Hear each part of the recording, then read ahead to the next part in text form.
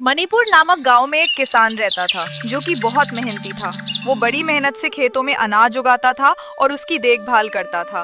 और अक्सर उसकी फसल खराब हो जाती थी। कभी सूखा पड़ जाता, कभी बाढ़ आ जाती, कभी तेज धूप, कभी आंधी। कोई ना कोई कारण से उसकी फसल खराब हो ही जाती। एक दिन वो किसान पेड़ के नीचे बैठकर अपनी बर्बाद हुई फसल को देख रहा था और तभी वो गुस्से में आसमान की तरफ देखकर ईश्वर से कहता, हे मालिक, लोग तुझे महान मानते हैं, सर्वज्ञानी मानते हैं, सबसे बड़ा मानते हैं, कहते हैं कि आप सब जानते हैं। लेकिन मुझे ऐसा लगता है कि आपको कुछ भी नहीं पता है। मुझे ये लगता है कि आपको तो ये भी नहीं पता है कि फसल कैसे उगती है। अगर आप ये जानते होते तो हर समय जो बाढ़, आंधी और तूफान आते हैं वो कभी नहीं आते। आप नहीं जानते कि कितना नुकसान उठाना पड़ता है हम किसानों को। अगर मेरे हाथ में ये शक्ति होती कि जैसा मैं चाहूं वैसा मौसम हो जाए, तो फिर आप देखना मैं फसल को कितने अच्छे तरीके से उगाता हूं। तभी उतने में ऊपर से आवाज आई, मैं तुझे ये शक्ति देता हूँ। आज से तू जैसा चाहे वैसा मौसम करके अपनी फसलों की रक्षा कर सकता है। एक दो दिन गुजरने के बाद किसान ने फिर से अपने खेत में गेहूं की फसल उगाई। अब किसान के पास तो शक्ति थी, वो जैसा चाहे वैसा मौसम कर सकता था।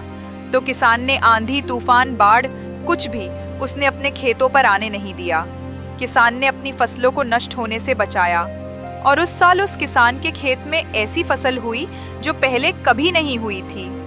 मन ही मन वो किसान बहुत खुश हो रहा था और साथ ही साथ ये सोच रहा था, अब मैं ईश्वर को बताऊंगा कि इसे कहते हैं शक्ति का सही इस्तेमाल। कि कुछ दिन और गुजरने के बाद फसल कटने के लिए तैयार हो गई। किसान बड़े उत्सुकता के साथ फसल को काटने लगा, पर जैसे ही उसकी नजर गेहूं की बालियों पर पड़ी तो वो हैरान हो गया, क्योंकि उन बालियों में गेहूं के दाने ही नहीं थे। गेहूं के एक भी बाली के अंदर गेहूं का दाना नहीं था। सारी बाली अंदर से खाली थी। अब वो किसान बड़ा परेशान हो गया और फिर से ईश्वर को पुकारने लगा। वो जोर जोर से चिल्लाते हुए ये कह रहा था, हे ईश्वर, ये क्या है? ऐसा कैसे हो सकता है? शायद तूने मुझे कोई सजा दी। कि तभी ऊपर से आवाज आई, मैंने तुम्हें कोई सजा नहीं दी है, बल्कि इसके जिम्मेदार तो तुम खुद हो। तुमने अपने पौधों को संघर्ष करने का मौका ही नहीं दिया।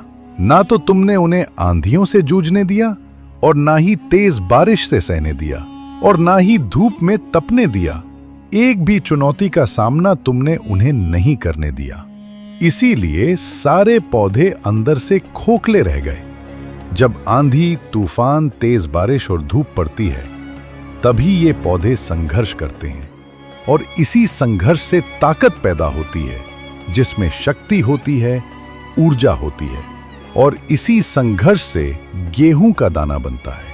तूने उन्हें बुरे वक्त से गुजरने ही नहीं दिया। जहां उनका जन्म होता, सारी बालियां इसीलिए खोखली रह गईं, क्योंकि तुमने अपने पौधों को संघर्ष कराया ही नहीं। कि तो मेरे प्यारे दोस्तों, सेम यही चीज हमारे साथ भी होती है।